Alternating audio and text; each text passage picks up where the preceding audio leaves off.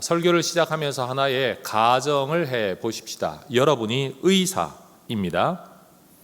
외과 수술을 해야 될 의사인데 여러분 파렴치한 폐륜 강도가 나쁜 짓을 하다가 다쳐서 응급 환자로 병원에 실려 왔습니다. 여러분이 당직하는 의사입니다. 책임져야 할 의사입니다. 그런데 의료인으로서의 어떤 윤리적 법적 책임이 없이 여러분의 결정에 따라 할 수도 있고 안 할 수도 있다고 한다면 여러분은 이 파렴치한 강도, 그러나 죽을 지경에 이른 이 사람을 위해 치료를 하시겠습니까? 안 하시겠습니까? 이제 역할을 바꾸어서 한번 또 생각을 해 보십시다. 여러분이 의사가 아니라 그런 의사를 찾아가는 환자와 동행한 사람인데 여러분 그 환자를 담당해야 할 의사가 치료 여부를 직접 결단하지 못하고 함께 온 여러분의 뜻을 따라 결정하겠다라고 이야기를 합니다. 그런데 여러분이 그 강도에 의하여서 배우자와 자식을 잃은 사람이라면 어떻게 이야기하시겠습니까? 또 한 번 더 생각하십시다.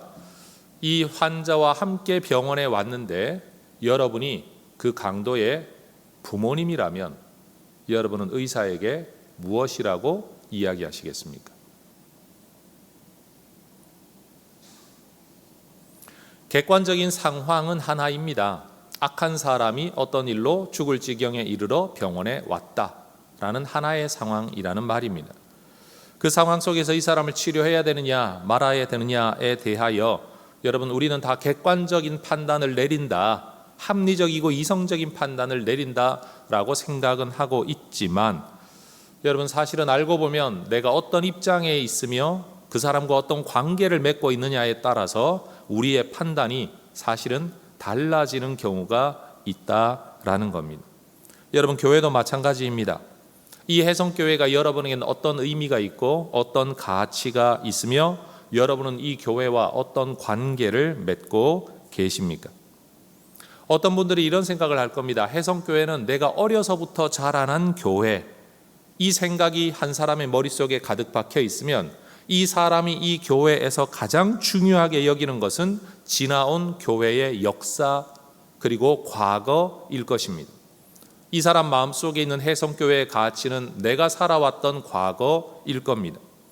그런데 이 자리에 상당히 많은 새가족들이 앉아 있는 것처럼 내가 이 교회를 통해 은혜를 받고 예수를 믿게 되었다라는 것이 내 마음속에 가장 강력한 인식이 되는 성도라면 그분은 이 교회의 과거나 역사보다도 지금 이 교회가 하고 있는 사역 또는 이 교회에서의 설교나 설교자 또는 현재와 미래가 이 사람에게는 훨씬 더 중요하게 여겨지게 될 것입니다. 다시 말해 이 교회와 어떤 관계를 맺고 있느냐에 따라서 어느 부분을 더 중요하게 여기는가 하는 것이 사람마다 다르다라는 사실입니다. 여러분 우리도 입장에 따라서 관계에 따라서 어떤 것에 대한 객관적 가치 판단이 달라지지만 사실 우리가 이 해성교회를 어떻게 생각하느냐도 중요하지만 하나님께서 이 교회를 어떻게 생각하시느냐 하는 것은 훨씬 더 중요하죠. 사도행전 20장 28절은 이렇게 말씀합니다. 여러분은 자기를 위하여 또는 온 양떼를 위하여 삼가라. 성령이 그들 가운데 여러분을 감독자로 삼고 하나님이 자기 피로 사신 교회를 보살피게 하셨느니라.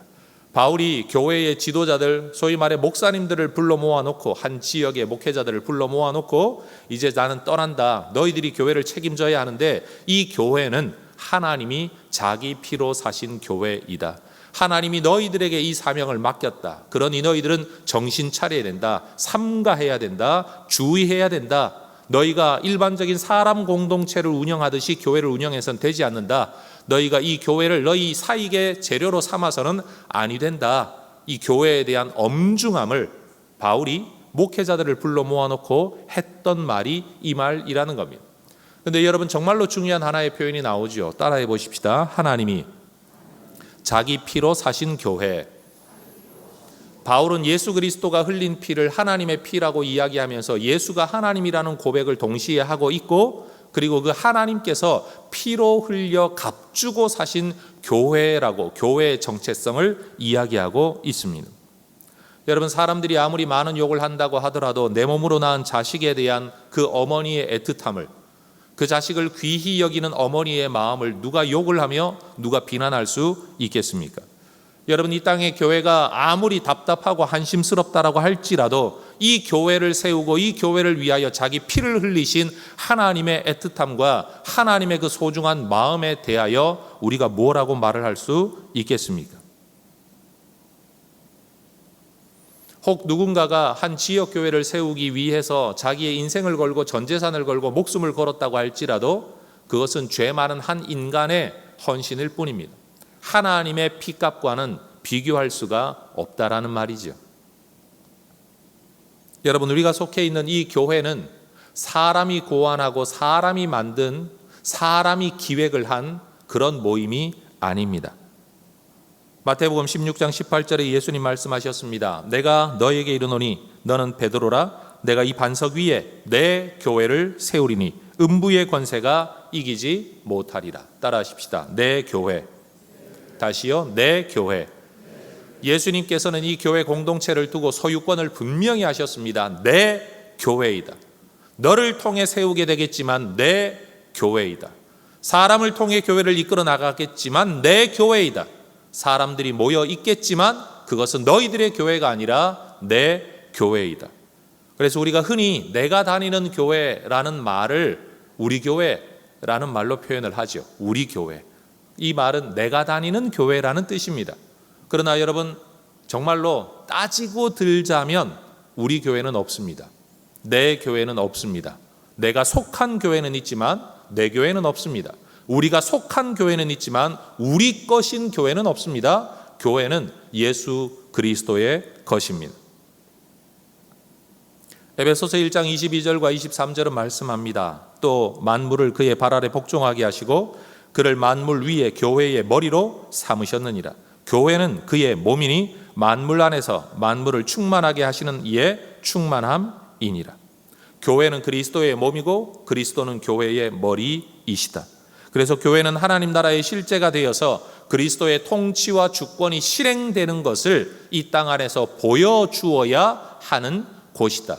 다시 말해, 교회 와서 자기 성격 드러내고 자기 의지를 드러내고 자기 성질 드러내고 자기 꿈과 야망을 드러내는 곳이 아니라 오히려 그리스도의 몸으로서 순종하고 복종하며 내가 그리스도를 주인 삼고 살아가는 사람이라는 것을 세상 가운데 보여주며 우리는 하나님 나라 백성이다. 하나님 나라의 시민들이다. 우리는 그 하나님의 뜻에 따라 살아간다는 것을 세상 가운데 보여주어야 할 공동체가 교회라는 겁니다.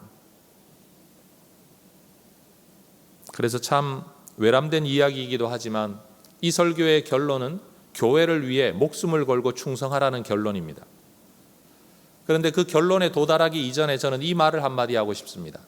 교회를 위해 인생을 걸되 교회 와서 주도권을 발휘하려고 하지 마라. 이 교회가 내 뜻대로 움직여야 된다라고 생각하지 마라. 꿈도 꾸지 마라. 그건 하나님의 뜻이 아니다. 그저 우리는 순종함으로 섬기며 살아가는 종일 뿐이다. 여러분, 오늘날 저는 교회가 두 가지 문제를 가지고 있는 것 같습니다.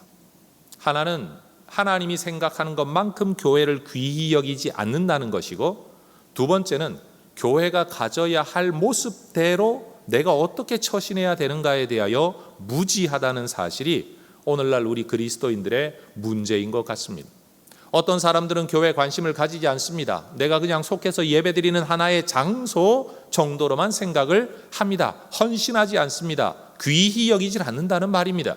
또 한쪽으로는 내가 이 교회 공동체를 바로 세워보겠노라, 올바른 방향으로 이끌어 보겠노라 생각을 하면서 자기의 의지와 자기의 죄성을, 자기의 경험과 자기의 뜻을 더 많이 표출하는 바람에 목사와 장로와 집사와 권사와 성도들끼리, 젊은 청년들은 청년들대로 자기 생각과 의견을 고집하다가 오히려 교회는 사분오열되어져 하나님 나라를 보여주지 못하는 현실에 우리가 처해 있다라는 사실입니다.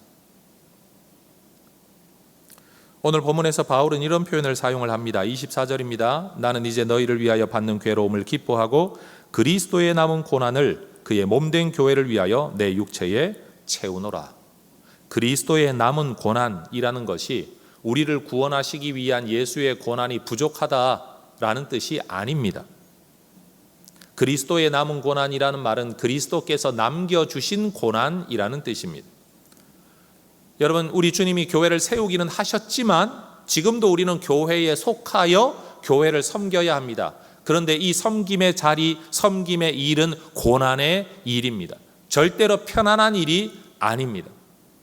인간이 어찌할 수 없어, 정말로 구원의 길에 이를 수 없어 우리 하나님께서 자기 목숨을 내어주셔야만 죄값을 대신하여 기어이 구원에 이를 수 있도록 되어진 것처럼 이 땅에 남아있는 교회도 어떤 형태로든지 이끌고 고치고 뜯어 고쳐서 바르게 될 수 있는 공동체가 아니라 대신 희생하고 섬겨야만 유지되어질 수 있는 교회이기 때문에, 그런 죄성을 가진 인간들의 공동체이기 때문에 교회를 섬긴다는 것은 고난이라는 뜻입니다.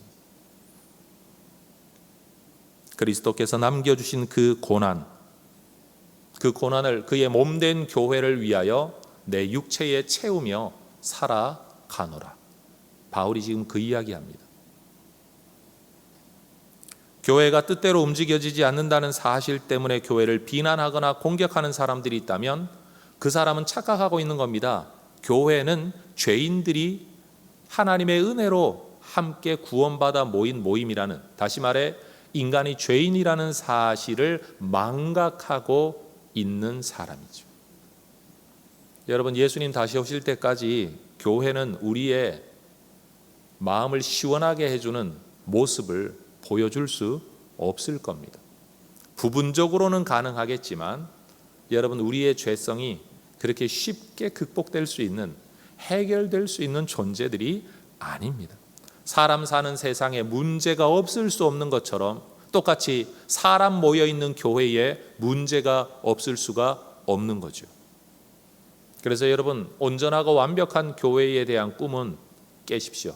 천국 외에는 그런 공동체는 있을 수가 없습니다. 그러면 그렇게 불완전한 교회인데도 유지되어야 할 명분과 이유가 있느냐? 있습니다. 여전히 하나님께서 자기 목숨을, 자기 피를 이 교회를 위해 흘리셨기 때문입니다.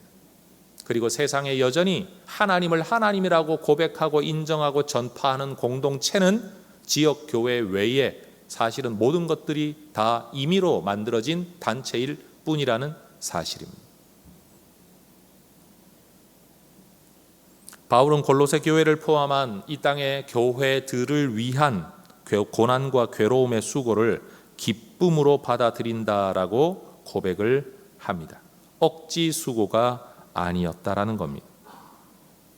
저는 이 시간 오늘 교회 설립 기념 주일에 야 생일이다, 기쁘다, 좋다, 야 71년이구나가 아니라 이 교회를 위해 우리가 이 수고를 기쁨으로, 내 몸된 교회, 예수의 몸된 교회를 위해 우리의 이 고난, 그리스도가 남겨주신 고난을 우리의 육체에 채워야 한다는 사실을 결단하는 기회가 될 수 있기를 소망합니다. 생일이라는 날이 한쪽으로는 부모님에게 대하여 감사하고 한쪽으로는 내가 살아야 할 인간 삶의 존재 가치를 되새기며 결심하는 기회가 되면서 하나님께는 나를 이 땅에 보내주신 하나님의 뜻에 대하여 묵상하고 기도하고 내 삶, 정말 내 뜻대로 살아가지 못하는 연약함 앞에 하나님 앞에 은혜와 힘을 달라고 기도하는 날이 되어야 하는 것이 그리스도인의 생일의 본질적 의미이죠. 허구한 날 슬퍼 마시면서 생일 축하한다, 선물이나 주고받는 날이 되어서는 안 된다라는 겁니다. 교회 생일도 마찬가지 아니겠습니까? 하나님 앞에서, 이 지역 앞에서 우리 자신에게 어떤 의미가 있어야 하는가를 깊이 생각하고 결심하는 날이 되어야 한다라는 겁니다. 때때로 성도들이, 목사님 저마저도 저를 포함해서입니다, 무심코 이런 말을 내뱉습니다. 힘들어서 못해 먹겠다, 시험 들어서 교회 일 못하겠다. 여러분, 왜 이런 말이 나오는지를 교회를 섬겨본 사람은 다 압니다. 그러나 우리는 질문해 보아야 합니다. 바울은 힘들지 않았을까요?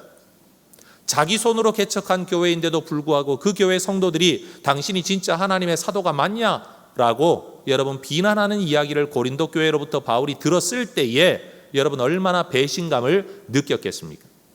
요즘 모양새로 하면 이런 겁니다. 설교하는 바울을 두고 그 교회를 개척해서 사역한 바울을 두고 여러분 다른 곳에 사역하고 있는 바울을 두고 뒤에나마 말하는 겁니다. 그게 진짜 목사가 맞냐? 진짜 사도가 맞냐? 그러니까 가짜 아니냐? 여러분 이런 이야기를 전해 들었을 때의 마음속에서 얼마나 큰 낙심과 여러분 말 그대로 실의, 뭘 하고 싶은 욕망이 다 사라져버리는 여러분 얼마나 그런 마음이 바울에게 많았겠습니까? 그럼에도 불구하고 바울은 여전히 교회를 붙들고 살아갔습니다. 여러분 교회는 내 마음에 들어야 섬기는 공동체가 아니라 예수께서 세우셨고 예수께서 머리이신 공동체입니다. 그래서 내 마음에 들지 않아도 섬겨야 합니다. 내 마음에 들지 않아도 귀히 여겨야 하는 곳이 교회입니다. 따라하십시다. 교회를 섬기는 것이 그리스도를 섬기는 것입니다. 한 번 더요. 교회를 섬기는 것이 그리스도를 섬기는 것입니다. 여러분 문제 많은 이 지역 교회는 그리스도와의 별개다라고 생각하는 사람들이 있습니다. 소위 말해 복음의 본질을 우리는 붙들고 산다라고 착각하는 사람들이 나는 복음, 오직 그리스도, 오직 하나님, 오직 말씀을 외친다라고 이야기하면서 교회, 눈에 보이는 지도자, 눈에 보이는 성도들을 함부로 여기는 사람들이 있습니다. 착각이죠. 관념 속에서의 이원론으로 나누어 놓고 여러분 상상 속에 살아가는 사람들입니다. 하나님이 자기 피를 흘려 값주고 사신 교회를 귀히 여기지 않고 직접적으로 섬기지 않으면서 그리스도를 어디에 가서 섬기겠다는 뜻입니까?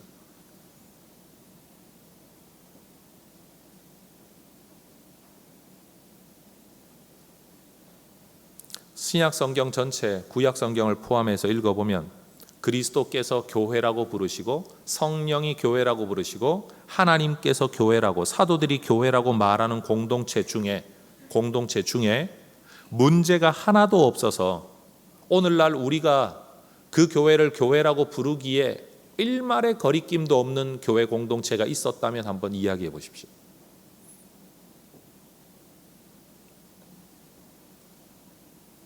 성경에 교회라고 일컬어지고 불리워지는 존재 아니면 공동체 가운데 오늘 우리가 보기에 이 교회는 진짜 교회야 라고 말할 수 있는 교회는 하나도 없었습니다.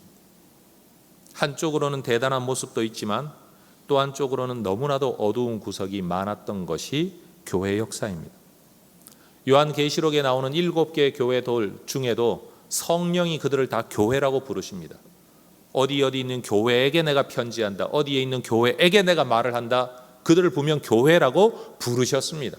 그런데 어떤 교회는 칭찬도 받고 책망도 받고 어떤 교회는 책망만 받고 어떤 교회는 칭찬만 받았죠. 모습은 다양했습니다. 그런데도 성령은 그들을 다 교회라고 불렀습니다.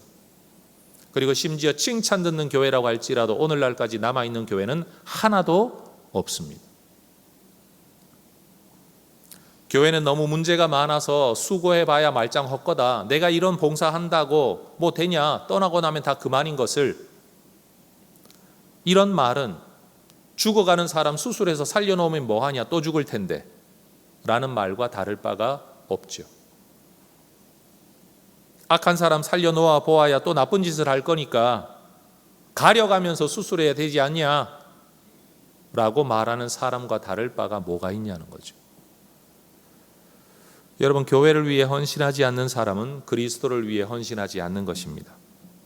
보이는 그리스도의 몸을 버려놓고 보이지 않는 그리스도를 섬기겠다. 어디에 가서 무슨 행위로 어떤 방법으로 그 그리스도를 섬기실 겁니까?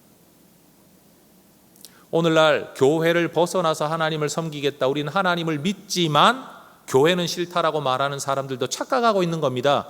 그들이 예배하며 섬겨야 되겠다고 생각하는 그 하나님을 어디서 배웠습니까? 사실은 교회에서 배우지 않았습니까?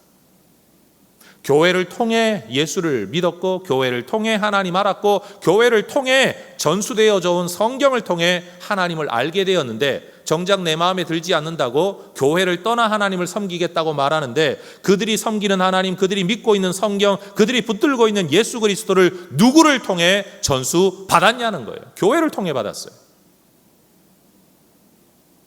자기의 발목을 잘라버리는 것처럼, 자기 밑둥을 잘라버리는 것처럼, 자기들은 의로운 것처럼 생각하고 있지만, 여러분, 뿌리를 잘라버리는 이 사람들의 행실을 우리는 절대로 옳다라고 말할 수가 없다라는 겁니다.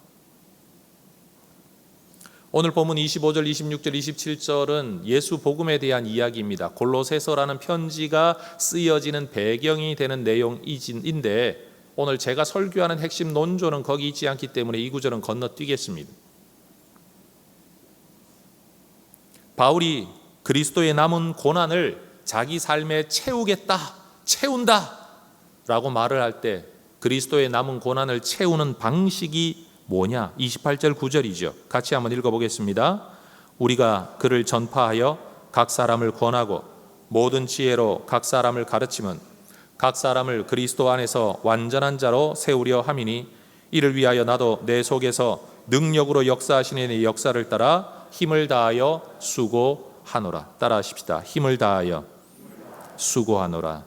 한 번 더요. 힘을 다하여 수고하노라. 우리의 힘의 근원은 내 속에서 능력으로 역사하시는 이 성령 하나님이에요. 그분의 일하심을 따라, 그분의 은혜 베푸심을 따라, 그분의 힘 주심을 따라, 그 다음 내가 할 일이 뭐냐? 힘을 다하여 수고하노라. 이것이 교회를 향한 바울의 사명이었습니다. 예수를 전파하고 말씀으로 사람들을 권면하고 여러 지혜를 동원하여 각 사람을 가르치는 이유, 각 사람을 그리스도 안에서 완전한 자로 세우려고. 여기서 완전하다라는 것은 부족함이나 흠이 없다라는 뜻이 아닙니다. 바른 방향으로, 바른 태도로, 바른 지향성을 가지고 살아가는 사람들로 세워나가기 위해서 힘을 다하여 수고하노라. 여러분, 교회가 아무리 문제가 많아도 이 땅, 이 지역 안에서 눈에 보이는 사람들에게 눈에 보이는 방법으로, 손에 잡히는 방식과 언어로 예수가 하나님의 아들이다, 예수가 구세주다, 우리의 죄 문제는 예수의 십자가 안에서만 해결된다, 예수 부활 안에서만 우리도 부활의 소망을 가질 수 있다 라고 명시적으로 이야기해 주는 공동체, 대상을 가리지 아니하고 누구에게든지 이 복음을 전하는 공동체는 교회 외에는 없습니다. 정부 조직 안에도 수많은 그리스도인들이 들어가 있지만, 그들이 여러분 24시간 일하며 살아가는 동안에도 예수 전하려고 정부 조직 안에 들어가 있지는 않습니다. 오로지 우리가 살고 있는 이 지역 안에서 누구든지 남녀노소를 가리지 아니하고 빈부귀천을 가리지 아니하고, 심지어 그들이 어떤 배경을 가지고 있는지, 성격을 가지고 있는지 가리지 아니하고 예수 복음을 증거하여 하나님의 구원 백성으로 삼기 위하여 애쓰는 영구불변의 예수님 재림하실 때까지 이 땅에 존재하게 될 공동체, 예수님의 공동체는 교회뿐입니다. 어줍지 않은 신학 지식을 가지고 눈에 보이는 교회와 안 보이는 교회를 따지는 사람들, 여러분, 눈에 안 보이는 교회를 딱 구분 지어서 설명해낼 수 있다면 저는 그 설명을 받아들이겠습니다. 그런데 이 세상에 어느 누구가 너는 눈에 보이는 교회 또는 눈에 보이지 않는 교회이고 너는 교회가 아니다라고 말할 수 있는 사람이 누가 있습니까? 너는 구원받은 사람이고 너는 교회 안에 있지만 구원 못 받은 사람이라고 말할 수 있는 사람이 누가 있겠습니까? 아무도 없습니다. 그래서 우리는 눈에 보이는 성도들은 그냥 성도라고 인정하고 받아들여야 합니다. 혹이 아닐 수도 있다는 의심을 할 수는 있지만 그렇다고 아니다라고 단정 지을 수는 없기 때문에 우리는 일단 교회를 나오는 사람들, 예배에 참여하는 사람들, 예수 믿는다고 고백하는 사람들이라면 그도 눈에 보이지 아니하는 교회에 속해 있을 사람일 것이다 라고 전제하고서 교제를 나누고 접근해야 된다라는 겁니다. 우리가 사람이라는 사실을 자꾸만 망각하면서 하나님인 양 모든 것을 아는 것인 양 행동하는 것이 얼마나 위험한지요. 여러분, 바울이 변화되기 전에 그는 예수 믿는 자들을 핍박하는 것이 바른 일이다, 이것이 하나님 바로 섬기는 길이다 자기 나름대로의 확신을 가지고 있었습니다. 그런데 예수님께서 바울을 찾아와 그에게 하셨던 말씀은 딱 한마디였습니다. 사울아, 사울아, 네가 어찌하여 나를 박해하느냐. 여러분, 사울은 생전에 예수님을 직접 만난 적이 없습니다. 예수님에게 린치를 가한 적이 없습니다. 예수님을 박해한 적이 없다라는 말입니다. 그런데 예수님께서는 예수 믿는 자들에게 대한 박해를 예수, 나에 대한 박해로 동일시 하셨습니다. 자, 따라하십시다. 예수님은 교회와 자신을 동일시 하셨습니다. 오늘날의 이 지역 교회도 마찬가지입니다. 교회를 두고 이런 말 저런 말, 이런 평가 저런 평가, 이런 비난 저런 비난 할 수 있겠지만 우리가 꼭 기억해야 될 것은 이 지역 교회, 이 교회를 두고 예수님은 자신과 동일시 하신다는 겁니다.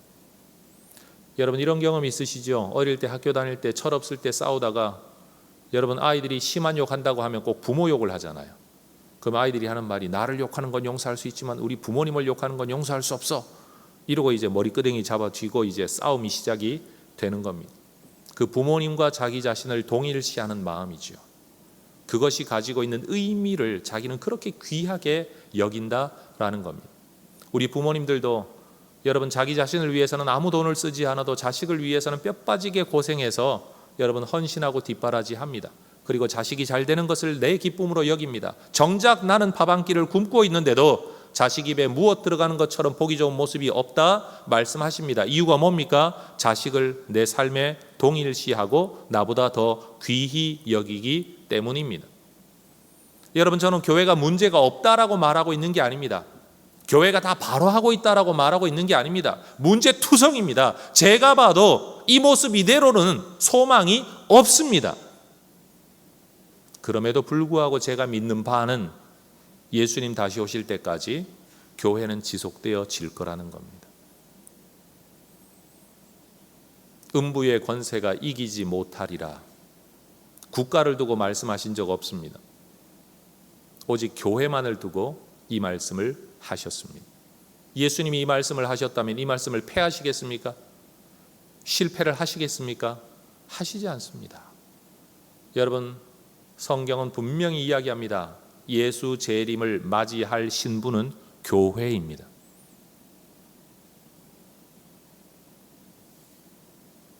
요한계시록 1장 20절 또 2장 1절을 보면 우리 성령 하나님, 우리 예수님께서는 7별, 7촛대, 7별을 손에 붙드시고 7촛대 사이를 다니신다라는 구절이 나옵니다. 근데 손에 쥐고 계신 7별이 뭐냐 하면 7교회의 사자, 교회 지도자들. 그리고 7촛대는 뭐냐? 촛대는 교회라고 상징합니다. 그런데 이 7이라는 숫자가 여러분 물리적인 7을 말하는 게 아니고 세상의 모든 이라는 의미를 가지고 있습니다. 다시 말해 하나님께서는, 성령 하나님께서는 주의 종들을 그의 오른손에 붙드시고 그리고 교회 사이를 운행하시는 분, 교회를 지키고 돌보고 살피시는 분이라고 자기의 정체성을 요한을 통하여 환상 가운데 그렇게 계시하셨습니다. 여러분, 우리 주님께서 행하고 계신 일 앞에서 믿음으로 이 교회를 귀히 여기는 우리 모두가 될 수 있기를 소망합니다. 그 7교회 지금 하나도 남아있지 않습니다. 다 없어졌습니다. 그런데도 7교회는 없어졌지만 교회는 남아있습니다. 이것이 본질입니다. 여러분, 앞으로 혜성교회가 70년을 넘어 71년을 넘어 몇 년까지 갈는지 우리는 알지 못합니다. 혜성교회는 없어질 수 있습니다. 그러나 교회는 없어지지 않을 겁니다.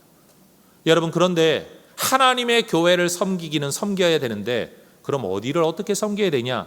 지역교회를 섬기지 않고서 하나님의 교회를 섬길 수는 또한 없는 겁니다. 그래서 여러분, 우리 마음속에 여러분 헷갈리지 않으시면 좋겠는데요, 절대로 잊지 말아야 할 두 가지 사실. 눈에 보이지 않는 교회는 눈에 보이는 교회를 섬김으로써 눈에 안 보이는 교회를 섬기는 거다. 지역교회는 중요하다. 이 첫 번째고요. 두 번째는 지역교회가 진리 자체는 아니다. 하나님이 말씀하셨던 진짜 교회는 해성교회만 두고 말씀하시는 게 아니라 복음 반석 위에 서 있는 그 교회를 말씀하시는 거다.